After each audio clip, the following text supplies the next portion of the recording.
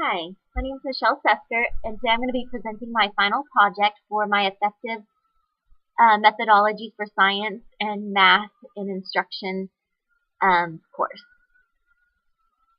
Thank you for taking the time to watch this, and I hope you gain lots of information from it. For our final project, we were asked to make a video of our thematic unit that we have been working on for the last 7 weeks. For my thematic unit, I chose the life cycle of plants, and I named my thematic unit Seeds to Leaves Becoming Young Botanists.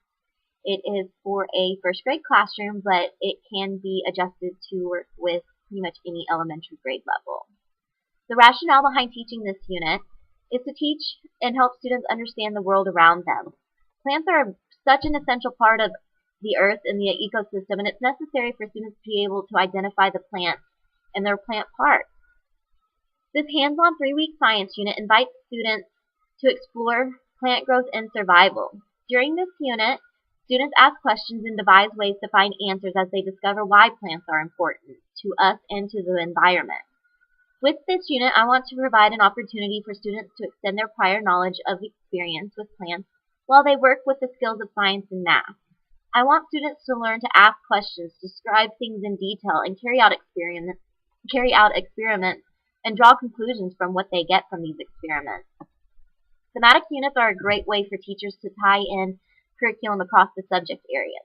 With this thematic unit, we'll be incorporating not only science and math, but also language arts, art, and technology.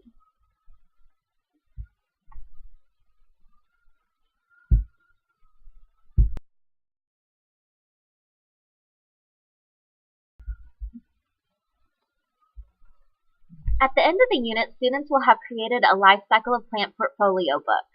The portfolio will be added to daily, and each individual part will be included into their daily assessment, with the final product being graded as a whole project. The portfolio will include a plant have and need and give chart, a plant part diagram and flip chart description, a plant life cycle, seed search science investigation, sprouting seeds botanist investigation, and their plant and seed observation journals. The students will present their final journals and what they have learned from the unit to their parents at open house. So now you're asking, what happens in between the introduction of them being introduced and discovering the plants and the plant parts at the table as a small group, and the very end of getting their portfolios turned in? Well, let me show you.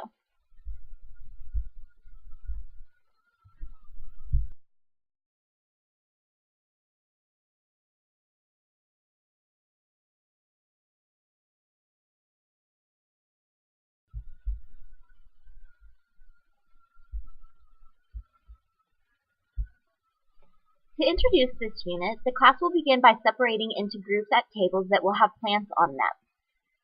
As small groups, they will explore and discuss what they already know about plants. After a few minutes, the class will compile a list of what is already known about plants and their parts, thus activating their prior knowledge. Then we will talk about what we want to know more about plants and their parts. I will complete the introduction by reading Bonnie Worth's Dr. Seuss's book, Oh Say Can You See? Throughout the text, I will stop and ask questions and have the students make predictions to connect what we discussed at the beginning of the lesson with what we are reading in the text.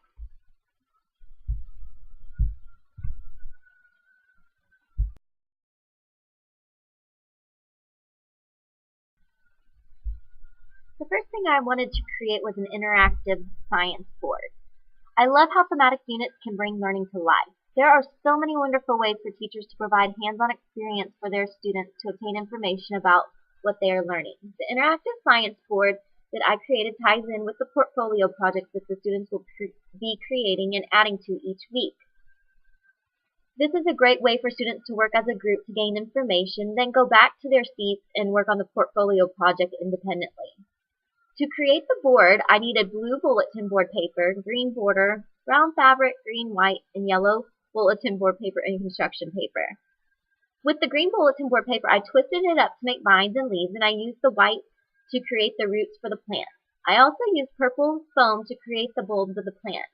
I then created the huge sunflower as an example of the smaller ones that the students will create on their own and add to the board. The picture will soon follow. I used real sunflower seeds to create the middle of the sunflower and glued them onto the brown construction paper. I then created signs that were similar to the ones that they will use in their portfolios that include growing plants, what plants need, have, and give, and then printed out pictures and descriptions of the life cycle of plants and what they need, have, and give. With the pictures and descriptions, I backed them with Velcro so that the students can place them where they feel they belong on the interactive science board. To make the board even more interactive, I was able to have Walmart donate seed packets to the class for them to plant.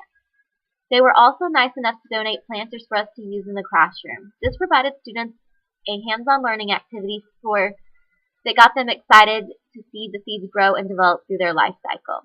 This was a great way for them to experiment with different lights, amounts of water, and make scientific observations of their plants.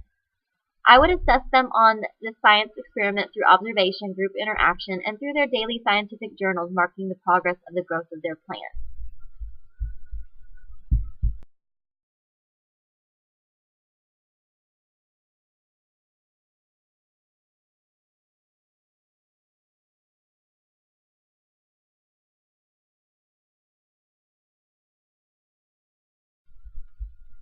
Hi. The next part of our thematic unit was creating math and science centers. For my science center, I created a high-quality, hands-on science learning station. I decided to have my students create a My Little Sprouts house, which gives students a hands-on opportunity to see plants develop through their life cycle. The purpose of this learning station is for students to observe the growth and development of seeds and learn what conditions make seeds germinate. After discussing the purpose of seeds and why they are important, students will know that seeds. Let me start over. After discussing the purpose of seeds and why they are important, students will know that a seed is the start of a new plant. Seeds are covered in a seed coat that keeps the tiny leaves and roots inside safe from harm. A seed contains food for the new plant to use until it grows big enough to reach sunlight and the plant can make its own food. As seeds germination is dependent upon moisture, temperature, and light. Through this learning station, students will gain a better understanding of the lesson that was taught and be able to apply their newfound knowledge into a hands-on learning activity.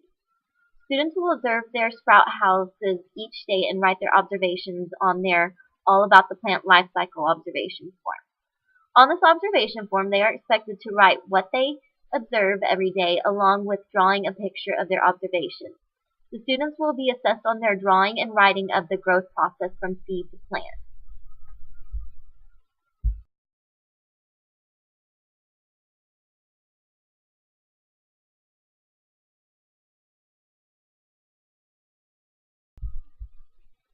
Next, I created a math center, which provides an opportunity for students to practice and apply skills and strategies taught within the classroom.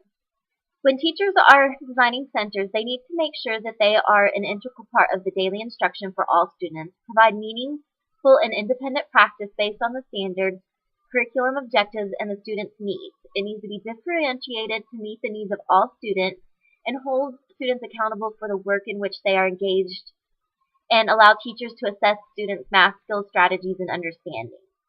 Center activities should be open-ended, allowing for multiple responses to allow students to learn in their zone of proximal development, and provide for a mixture of independent as well as paired tasks.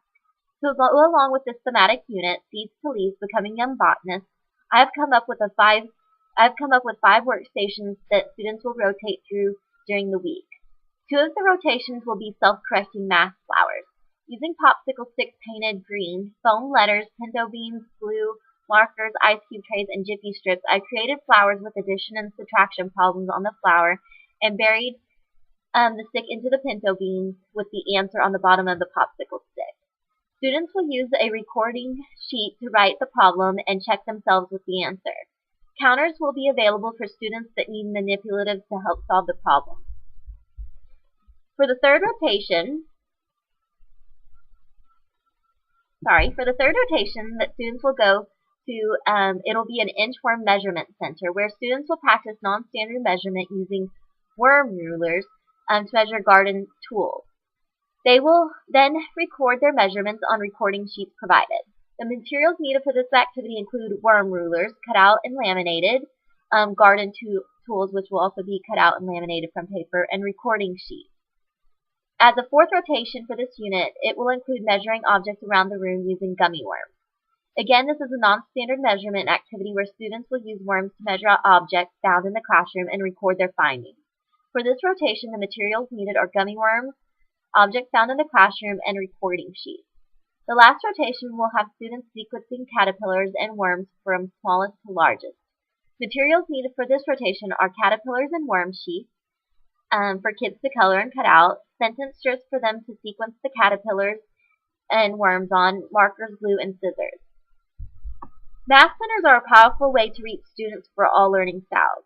They are hands-on and playful and allow kids to explore new concepts in different ways using active learning. A good learning activity focuses on just one skill, so students give 100% of their attention to mastering it. Kids love a challenge and they love to see their own improvement. The assessments for this math center will include observation, self-assessment, and completion of workstation activities.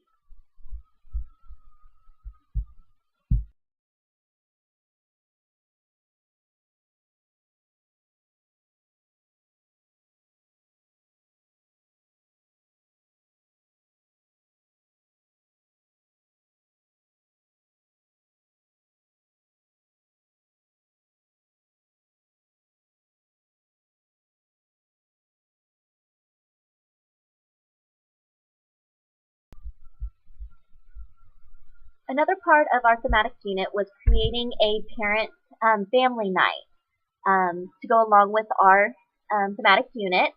Parent and family involvement in their children's education is vital because they have the most direct and lasting impact on their child's learning and development of social competence. When family gets involved, their children earn higher grades and receive higher scores on tests and attend schools more regularly, complete homework, and demonstrate more positive attitudes and behaviors. And they are more likely to enroll in higher education than students who have families that are less involved. These are just a few of the reasons why family involvement in education of students should be an important goal for schools. For my thematic unit, and to go along with our family night, I thought it would be a great idea for them to create terrariums. I called this Terrific Terrariums. Terrariums are a great way for students to review what they have learned about plants and share their knowledge with their parents. A terrarium is a very simple yet profound thing that can enrich a child's life in ways that are very important. Terrariums can teach students to care for living things and to be more aware of the complexity of the world of nature that we live in. I feel this is a very simple but fun, effective activity that will get not only the students but also the families excited about what they are learning.